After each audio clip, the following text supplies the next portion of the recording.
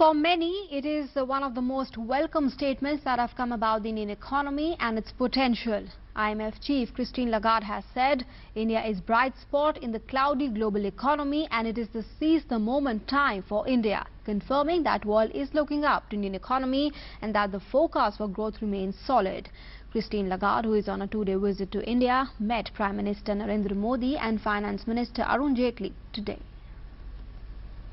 IMF chief Christine Lagarde is on a two-day visit to India. Christine Lagarde has said that India is a bright spot in the cloudy global economy. Lagarde said that India will clock 7.2% growth in the current fiscal year and its GDP will exceed combined total of Japan and Germany by 2019. We discussed a lot of issues having to do with the economy of India.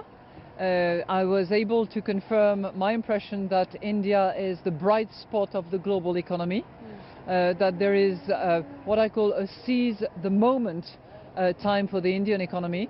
There is clearly renewed confidence from the rest of the world, which is looking at India with envy for some, because it is of all the large economies the one that is growing the fastest, and we forecast that growth to be solid and to continue going forward. Christine Lagarde said that GDP might accelerate further to 7.5% next year. According to the IMF, by 2019, India's economy will be more than double the size as compared to 2009. Christine Lagarde is very optimistic about the Indian economy, as she said that just as many countries around the world are grappling with low growth, India has been marching in the opposite direction. Lagarde also said that India's growth rate this year is expected to exceed that of China and might become the most populous country by the year 2030. On falling crude oil prices, Lagarde said that it's a golden opportunity to cut energy subsidies, which generally favor the middle class, and use the saving for more targeted cash transfer systems to protect the poor. According to IMF, structural reforms are needed across the world for faster growth. Lagarde recommended GST and subsidy reform as the fiscal measures, and prime focus of any government cannot be growth but welfare of the people, especially those who have traditionally not been included. Business Bureau, DD News. And the question we're asking tonight is it time for India to finally seize the moment? We'll discuss more on that. I'm joined in our studios this evening by Mr. Himanshu Vats, senior economic journalist. Mr. Vats, time for India to finally seize the moment, what would you say? Yes, it is. There are very positive comments from the IMF chief. She said very clearly that in a world full of uncertainties, with Japan and Europe being in a kind of a slow growth, low inflation tangle, lots of bad news all over the world, slowing growth, and India is in the exact opposite direction. The growth is actually accelerating, even by IMF's own estimates. It's not just the government estimate. So it's a good time, but she has made a very clear point that India should seize this moment and maximize it, and not just sit pretty and being slightly different from the rest of the world. Right. The IMF chief has said that India is a bright spot in the global cloud economy, but reform implementation holds the key. Yeah, implementation and execution is always the key, and it's only in this context, you'll see she's made some very good comments about the budget. Budget, what you saw was a very big push on infrastructure and a commitment to fiscal consolidation. There might have been some disappointments for individuals, for the middle class, but the flip side of that is the moment you have a budget like this, people like the IMF head, the international investors, they are convinced that this is not a populist budget. This government is trying very hard to do something serious for economic growth, for fiscal consolidation, and therefore such messages are very positively taken.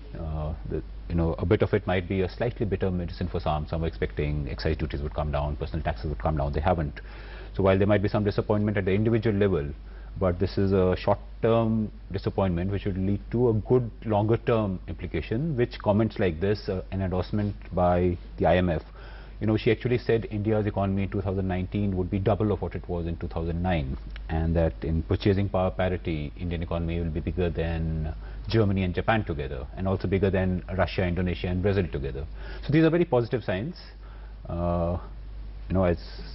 As to come back to your first question, the moment India should seize upon, because once you have endorsement from IMF, Your stock markets have done reasonably well. Indian currency has done much better than many other currencies, given this, extreme strength of the dollar. Against that, Indian currency has hardly depreciated.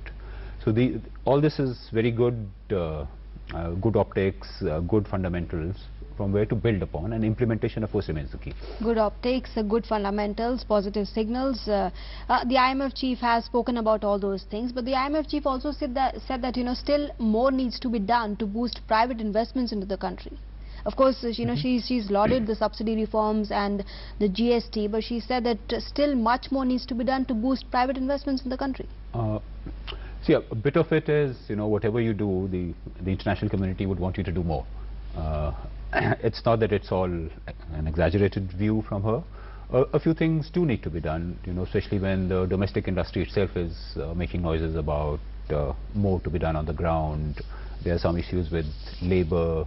There are some issues with land acquisition, which is a hot debate which the whole world and she is spoke watching. about land acquisition. You were mentioning about land acquisition, Mr. Watts, and she said, and I'm quoting from her statement, is that much needs to be done in easing land acquisition, expediting clearances, and establishing, of course, a stable regulatory regime also she spoke about. Yeah, see, these are the things a foreign company would look at, at a time when India is looking at a Make in India campaign. You want the world to come and invest and make the products in India. So what do they need? They need a level playing field. They need easy investment, in which land acquisition is an important part. Land acquisition, regulatory clearances, so that they don't want a situation where a local company has a phenomenal advantage over them. And international voices would reflect these concerns. But at the same time, India has had a lot of investment. India is also a huge market. It's a very attractive destination. Particularly after you have somebody like the IMF saying that India is a kind of an island of good news in a fairly gloomy world. So there are strengths India has to build on, and there are directions which are being given. If you want foreign investment, if you want a lot of investment, these are things that need to be done.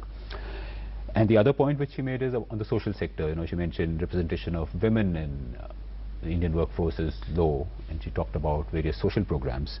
Now, those actually are very important things. When you're going for economic reform, economic growth, it's not to show our growth is X% and our corporate earnings are this. The net result of all this has to be better life for citizens, and that includes representation of women, that includes social things. So you spoke about Make in India. She said it's a laudable objective, and then the IMF chief also mentioned about improved business confidence has provided a booster shot to economic activity. So she's spoken about the the investor confidence, the investor sentiment that has been boosted in the country. Yeah, that's an important development. A bit of it is reflected in the way the stock markets have boomed, even at a time when the domestic industry was saying nothing's happening on the ground, more needs to be done. But a stock market investor is actually putting his money where his mouth is. So those are important things. Then the budget has given so much boost to infrastructure. I think the highway construction program is at a major takeoff stage. And these are things, infrastructure investment is something that generates demand, whether it is for steel or cement or the construction equipment, capital goods, all these sectors which lay a very strong foundation for good economic growth and business confidence. See, one of the problems which businesses had was there was a lack of orders. And they were not giving orders to each other because all of them were down. So here is a bit of a government-led push on infrastructure. And if you have a whole lot of road projects which the government is building, funded by a road cess on fuel and other measures, this generates orders which lead to multiplication of economic activity, which leads to a better business confidence. All right, Mr. Watts, thank you very much for joining us and sharing your perspective with us here this evening on Doordarshan.